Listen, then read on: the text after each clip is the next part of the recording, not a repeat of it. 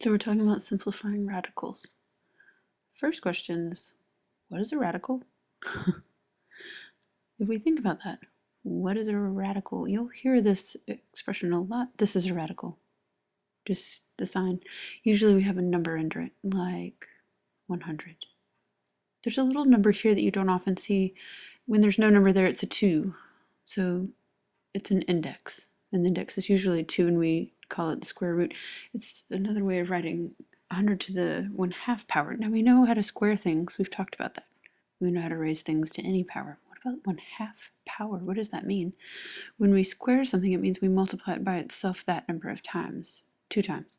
So here we're multiplying something twice to get 100. Well, in this case, it means x squared equals 100. And you've seen this, I hope. X equals 10, because that's the square root. We know that the square root of 4 is something times something gives us 4. Well, 2 times 2 gives us 4. So the square root of 4 is 2. What about with the square root of 9? Well, it means that something times something gives us 9. 3 times 3 gives us 9. So the square root of 9 is 3.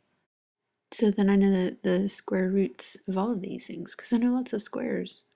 Here are all the squares up through 10. I can see that there are things in between, but here are the perfect squares. I can see that the square root of 4 right here is 2, because it's 2 squared. Here, 9 is 3. But what about the numbers that come in between these, like the square root of 8? It's not on my list. It's not a perfect square, but it comes between 4 and 9. It's closer to 9, so that means maybe it'll be 2 point something high. So I go to my online scientific calculator, type in the square root of 8, and I get 2.82. That's pretty high. So when I write that down and estimate, 2.82 means that the square root of 8 is approximately 2.8. Which makes sense because it came between 4 and 9, closer to 9.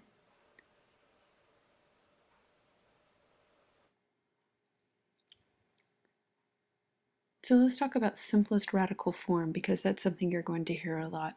Before we get into that, we need to talk about roots. What do roots mean? When we have a tree, we have lots of roots. And you've done factor trees before, and those look kind of like roots too. If I look at 10 and look at its factors, remember the factor tree you always did? I like to think of it as factor roots, because you're looking at the roots of the number. If we're looking for square roots, square, then we're looking for things, the numbers that are actually squared. And you have to ask yourself, what are the numbers that are squared inside this number? Looking at the factors. We have 2 squared and 5 squared. And we already know the square root of 100 is 10, but that's how we get it. It's because 2 times 5 gives us 10. What about a number like 125? If we look at the factor roots, it's 5 times 25. Hey, wait a minute. I want that list because I think 25, yep, there's 25. So we already know the square root of that one, it's 5. But this one doesn't have a partner, so it has to stay under. So the square root of 125 is 5 times the square root of 5. It's all about factors, so you have to think factors. Let's look at the square root of 84. Do the roots. What are the factor roots of all of this? It would be 2 times 40. And then we have another 2. 21 doesn't have any pairs in it, it's just 3 times 7. But here I have 2 squared. So 2 is a square that's inside of there. So it can come out. And 21 stayed under. Looking at this, let's go back and review. We've got that 49, square root of 49 is 7 squared. So if I take the square root of a square, that's that number.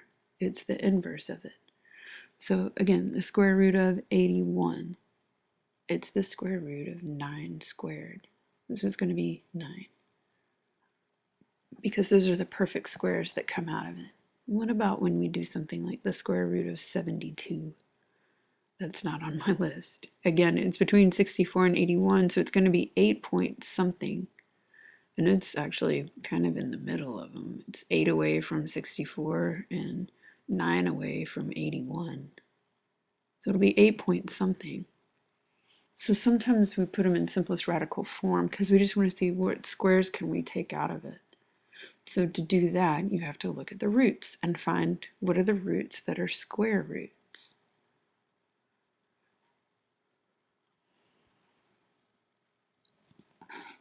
And this is when we put it in simplest radical form.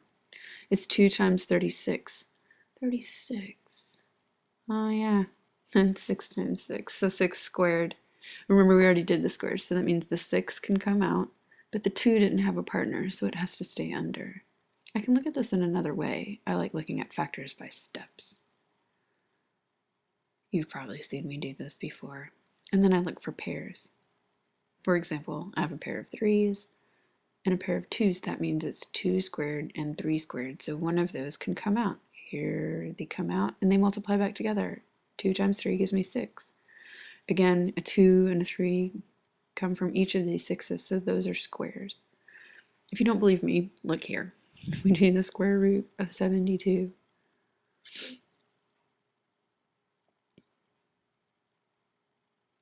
we get 8.48. If I do 6 square roots of 2, oh wait, look in that thing, that's not what I want. Clear that. 6 times the square root of 2, that might be a better way. Yeah, see, that gives me the same thing, 8.48. I told you it would be between 8 and 9, and it's about halfway.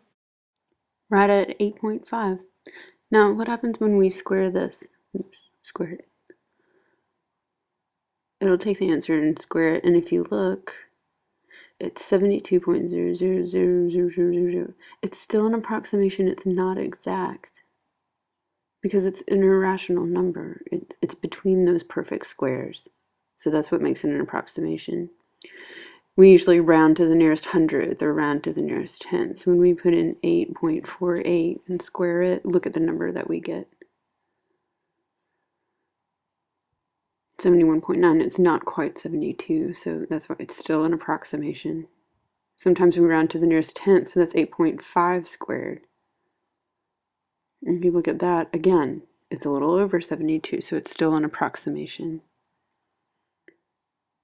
So regardless, we'll say it's 8.48 or 8.5. You'll need to look at the directions to see what you need to do, but this is how to simplify radicals.